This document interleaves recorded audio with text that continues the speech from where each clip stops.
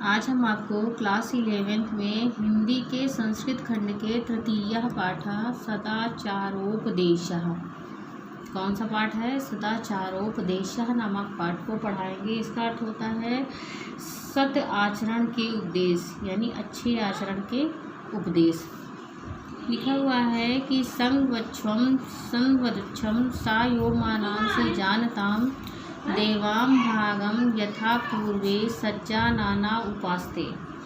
संवच्छम means होता है मिलकर चलो, सदवच्छम मीन्स होता है मिलकर बोलो, मिलकर चलो, मिलकर बोलो और मिलकर मनों को जानो, यानी आपस में विचार विमर्श करके ही कोई कार्य करना चाहिए। तो मिलकर चलो यानी सबके साथ मिलकर कार्य करो, मिलकर बोलो अर्थात काम करने से पहले आपस में विचार विमर्श करो, मानांसि जानताम मिलकर लोगों के मनों को जानो। देवा भागम यथा पूर्वे सज्जा नाना उपास्ते, जिस प्रकार प्राचीन काल में देवता एक स्थान पर बैठकर आपस में विचार विमर्श करके कर्म के अंश को करते थे, अपने कर्तव्यों का निर्वहन करते थे, उसी तरह मिलजुल कर किसी कार्य को करना चाहिए।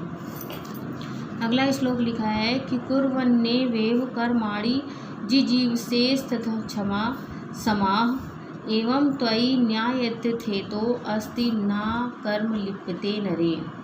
बताया गया है कि इस संसार का त्याग पूर्वक कर्म करते हुए, इस संसार में त्याग पूर्वक कर्म करते हुए 100 वर्ष तक जीवन जीने की इच्छा रखनी चाहिए। इस संसार में त्याग पूर्वक कर्म करते हुए 100 वर्षों तक जीवन जीने की इच्छा रखनी चाहिए। इस प्रकार मनुष्य कर्म में लिप्त नहीं होता है। इस प्रकार मनुष्य जो होता है कर्म के बंधन में लिप्त नहीं होता है, अर्थात वो सदकर्मों के माध्यम से मोक्ष को प्राप्त कर लेता है। मधुमन्ये निष्क्रमणम मधुमन्ये परायणम वाचा वादामि मधुमद भूयाशम मधुश्रुतसा। मधुमन्ये निष्क्रमणम, तो निष्क्रमणम मीन्स होता है निकलना। क्या होता है? निकलना। तो बताया गया है कि जैसे किसी के साथ मधुमन्ये निष्क्रमणम मधुमन्ये परायणम, यदि आपकी किसी के साथ मित्रता हो तो उसका परिणाम मधुर हो, और यदि मित्रता समाप्त करनी हो तो उसका भी परिणाम मधुर हो। यदि आपकी किसी के साथ मित्रता हो तो उसका परिणाम भी मधुर हो, और यदि आपकी मित्रता समाप्त होने वाली हो तो उसका परिणाम भी मधुर हो। वाचा वादामि मधुमद भूयाशम मधुश्रुतसा, और जब भी मैं बोलूँ हमेशा मीठी बोली बोलूँ। कैसी बोली बोलूँ? मीठी बोली बोलूँ, और मैं सभी के लिए मधुरूप हो जाऊँ, अर्थात मैं सभी का प्रिय हो जाऊँ। कहने का तात्पर्य यह है कि हमेशा सभी के साथ मधुरता का, प्रेम का व्यवहार करना चाहिए, अच्छा व्यवहार करना चाहिए, मीठी बोली बोलनी चाहिए।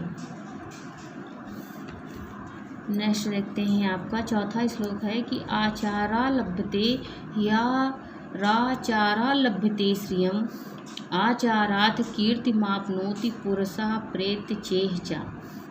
आचारा लभ्यते, आचारात् मीन्स होता है कि सदाचार से, लभ्यते मीन्स होता है प्राप्त करता है, अय्हा मीन्स होता है आयु।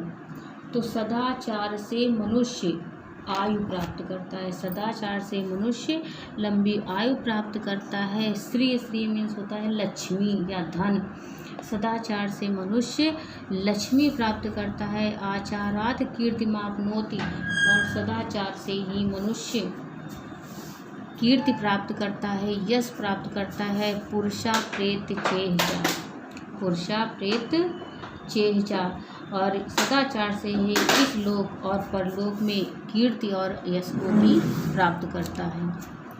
तो सदाचार से क्या क्या प्राप्त करता है? तो सदाचार से मनुष्य दीर्घायु प्राप्त करता है, लक्ष्मी प्राप्त करता है, कीर्ति प्राप्त करता है और यश को भी प्राप्त करता है। ये नास्तिका निष्क्रियाश्च गुरु शास्त्र लंघिना धर्मज्ञा दुराचारास्ते भवन्ति गतायुषा। जो ईश्वर को ना मानने वाले, नास्तिक उसको बोलते हैं जो ईश्वर पे विश्वास नहीं करते हैं।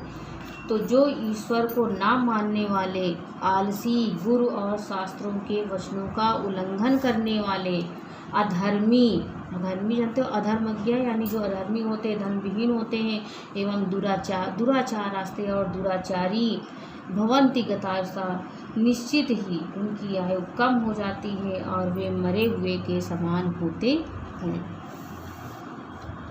अगला 6वां श्लोक है कि ब्रह्मे मुहूर्ते बुद्धेत धर्मार्थो चानुचिंतयेत उत्थायाचम्ये तिष्ठेत पूर्वम संध्यां कृतांजलि।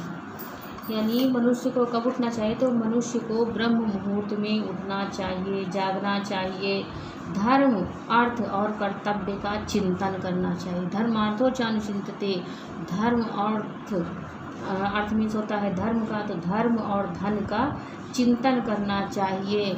उत्थाचम्ये तिष्ठेत पूर्वम संध्याम, और फिर सैया पर बैठकर आचमन करके, कुल्ला करके, हाथ जोड़कर पूर्व संध्या के लिए बैठ जाना चाहिए।